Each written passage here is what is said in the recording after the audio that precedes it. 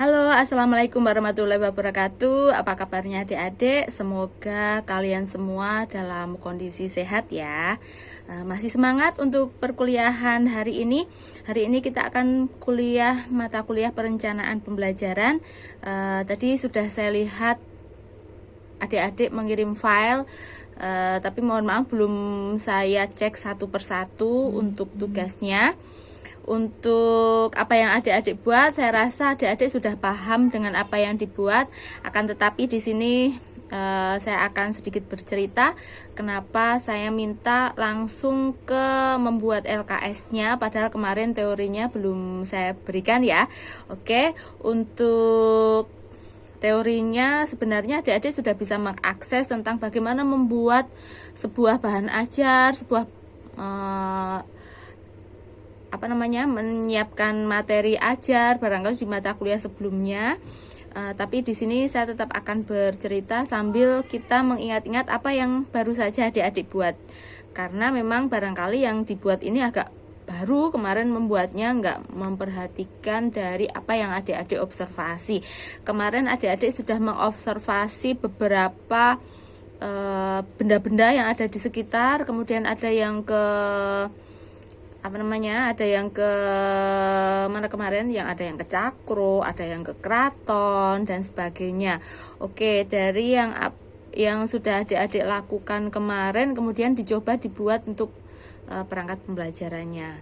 Ada rancangan pembelajarannya, urutannya seperti apa, kemudian materinya seperti apa.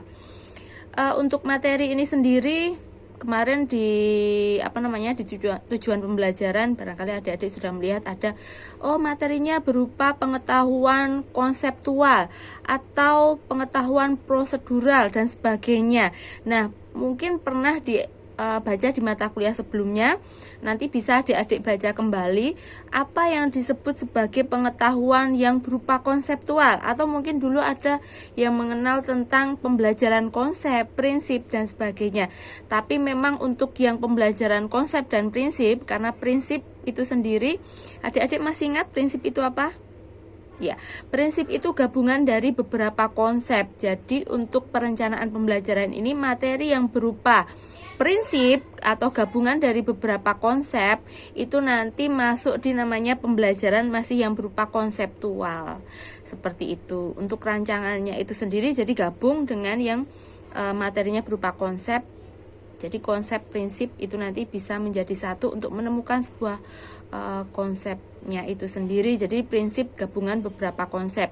Untuk pengetahuan konseptual itu seperti apa? Nah, barangkali kalau adik-adik lupa, saya berikan sekilas bahwa untuk materi yang berupa konsep diantaranya untuk di level SMP mungkin masih siswa mampu membedakan mana contoh, mana bukan contoh misalnya.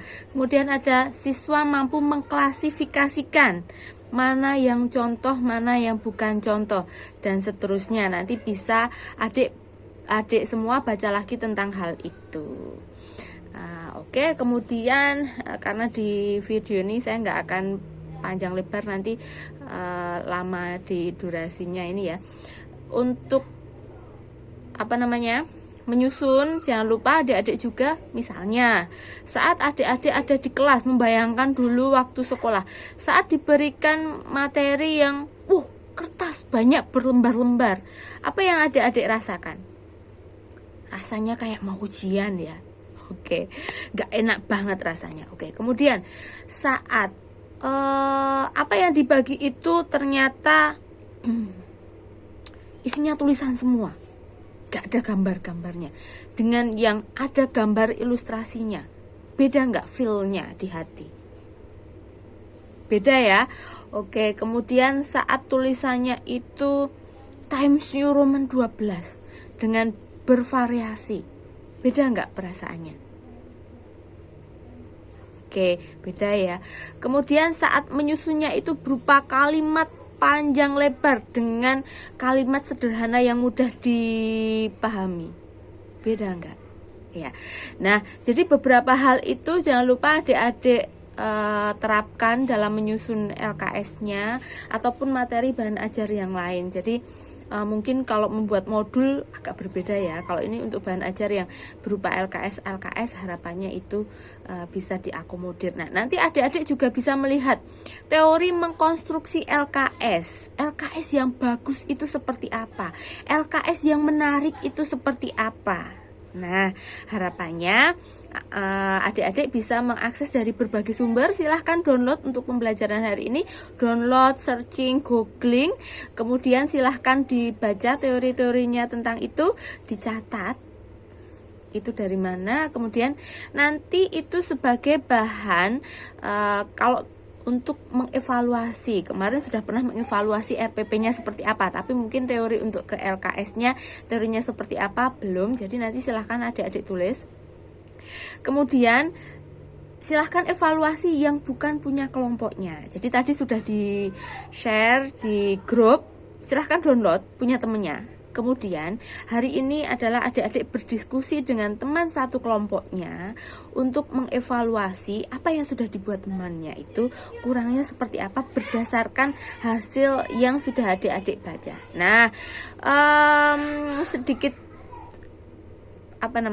tips. Apa yang adik-adik lakukan ini sebenarnya bisa untuk curi start besok kalau mau melakukan penelitian, kalau adik-adik menggunakan sumber yang tepat. Jadi kalau sumbernya itu bisa dari buku, kemudian dari artikel, itu bisa adik-adik gunakan dalam skripsinya.